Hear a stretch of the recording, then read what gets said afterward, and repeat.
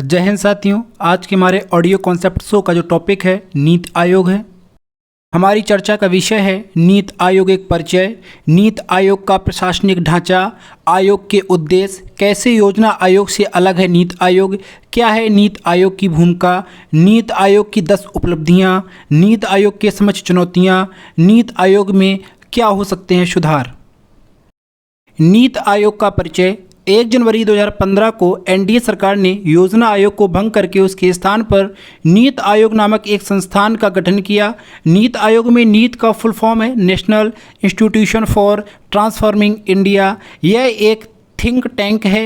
इस संस्थान का मुख्य कार्य सहयोगात्मक संघवाद को बढ़ावा देना है।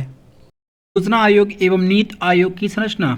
योजना आयोग अध्यक्ष प्रधानमंत्री, उपाध्यक्ष प्रधानमंत्री द्वारा नियुक्त, पदेन सदस्य प्रधानमंत्री द्वारा मनोनीत केंद्रीय मंत्री, पूर्णकालिक सदस्य प्रधानमंत्री द्वारा नियुक्त 8 सदस्य, नेशनल डेवलपमेंट काउंसिल सभी राज्यों के मुख्यमंत्री एवं योजना आयोग के सभी सदस्य सचिव।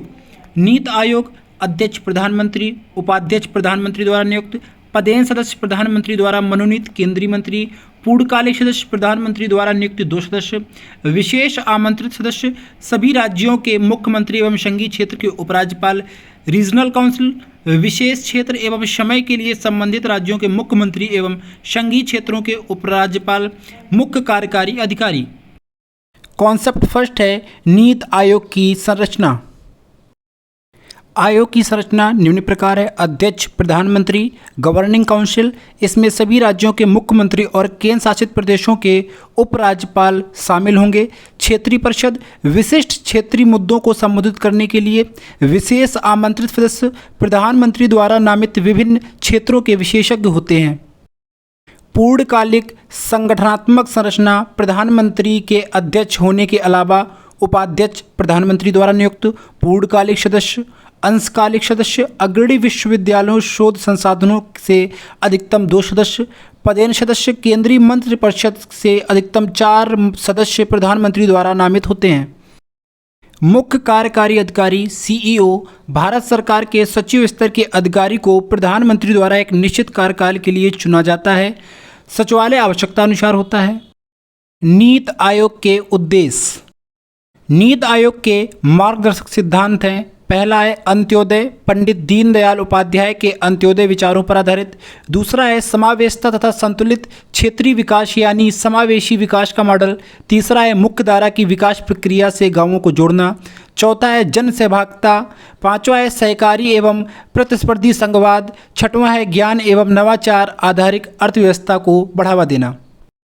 राष्ट्रीय उद्देश्य को देखते हुए राज्यों की सक्रिय भागीदारी के साथ राष्ट्रीय विकास प्राथमिकताओं, क्षेत्रों और रणनीतियों का एक साझा दृष्टिकोण विकसित करना। सशक्त राज्य ही सशक्त राष्ट्र का निर्माण कर सकते हैं। इस बात को ध्यान में रखते हुए राज्यों के साथ सतत आधार पर संरचनात्मक सहयोग की पहल और तंत्र के माध्यम से सहयोगपूर्ण संवाद को बढ़ावा देना। ग्रामीण स्तर पर विश्वसनीयता योजना तैयार करने के लिए मजबूत तंत्र विकसित करना। आर्थिक प्रगति के लाभों से वंचित समाज के वंचित वर्गों पर विशेष ध्यान केंद्रित करना। रणनीतिक और दीर्घकालिक नीति की रूपरेखाओं का निर्माण तथा उनकी प्रगति एवं क्षमताओं की निगरानी करना। योजना आयोग से कैसे अलग है नीति आयोग। नीति आयोग एक सलाहकार थिंक टैंक के रूप में कार्य करता है, वहीं योजना आयोग ने एक संवैधानिक निकाय के रूप में कार्य किया था। नीति आयोग देश की व्यापक विशेषज्ञता पर बल देता है, वहीं योजना आयोग समिति विशेषज्ञता पर ध्यान देता है। नीति आयोग सहकारी संघवाद की भावना पर कार्य करता है क्योंकि यह राज्यों की समान भागीदारी सुनिश्चित करता है। योजना आयोग की वार्षिक योजना बैठक में राज्यों की भागीदारी बहुत कम रहती थी। NITI Aayog bottom up approach पर कार्य करता है, वहीं योजना आयोग टॉप डाउन अप्रोच पर कार्य करता था। नीति आयोग की नीतियां लागू करने का अधिकार नहीं है, वहीं योजना आयोग राज्यों के लिए नीतियां बनाता था और स्वीकृति परियोजनाओं के लिए धन आवंटित भी करता था। नीति आयोग के पास धन आवंटित करने की शक्ति नहीं है, वहीं योजना आयोग के पास मंत्रालयों और राज्य सरकारों को धन आवंटित करने की शक्तियां प्राप्त थीं। क्या है योजना आयोग। नेहरू युगीन योजना आयोग की प्रकृति केंद्रीकृत थी। योजना आयोग का गठन 15 मार्च 1950 को हुआ था। राजीव गांधी ने योजना आयोग को जोकरों का समूह कहा था, हालांकि उन्होंने भी इसे भंग नहीं किया। योजना आयोग देश के विकास से संबंधित योजनाओं बनाने का काम करता था। योजना आयोग के अध्यक्ष प्रधानमंत्री ही होते थे, लेकिन कभी भी मुख्यमंत्रियों से सलाह नहीं ली जाती थी। मुख्यमंत्री अगर सुझाव देना चाहते थे तो वे यह सुझाव विकास समिति को देते थे, जो समीक्षा के बाद योजना आयोग को दी जाती थी। क्या है नीति आयोग की भूमिका?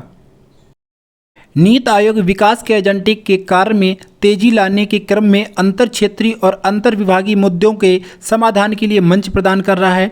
आवश्यक संसाधनों की पहचान करने सहित कार्यक्रम और उपायों का सक्रिय मूल्यांकन और सक्रिय निगरानी की जा रही है, ताकि सेवाएं प्रदान करने में सफलता की संभावना को बढ़ाया जा सके। नीति आयोग द्वारा कार्यक्रमों और नीतियों के क्रियान्वयन के लिए अपग्रेडेशन और क्षमता निर्माण पर जोर दिया जा रहा है।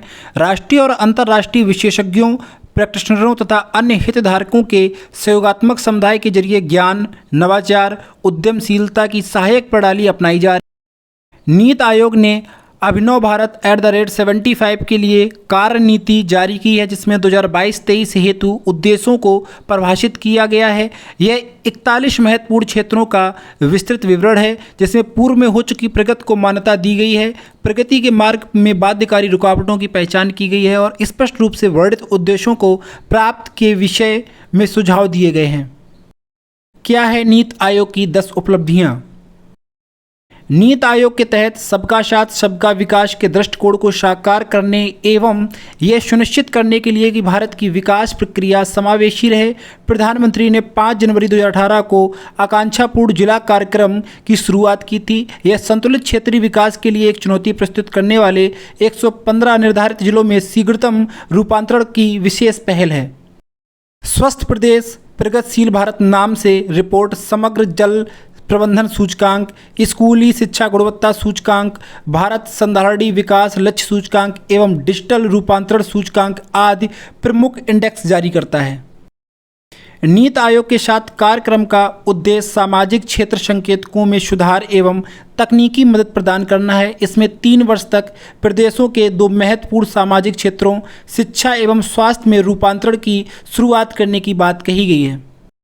नीति आयोग ने सार्वजनिक क्षेत्र के उद्यमों की 4 शाखाओं में रणनीतिक विनिवेश की अनुशंसा की है। नीति आयोग की अनुशंसाओं के आधार पर अब तक 30 से अधिक सार्वजनिक क्षेत्र के उद्यमों को केंद्रीय मंत्रिमंडल की आर्थिक मामलों की समिति ने रणनीतिक विनिवेश के लिए अनुमति प्रदान की है। North east forum NITI Aayog द्वारा गठित पहला क्षेत्रीय फोरम है, जिसमें उत्तर पूर्व के सभी राज्यों एवं संबंधित मंत्रालयों विभागों का प्रतिनिधित्व है। इस फोरम का गठन हमारे देश के उत्तर पूर्व में तीव्र समावेशी किंतु स्थायी विकास के मार्ग एवं विभिन्न बाधाओं की पहचान हेतु एवं साथ ही पहचान की गई बाधाओं के निवारण हेतु समुचित उपायों की अनुशंसा करने के लिए किया गया है।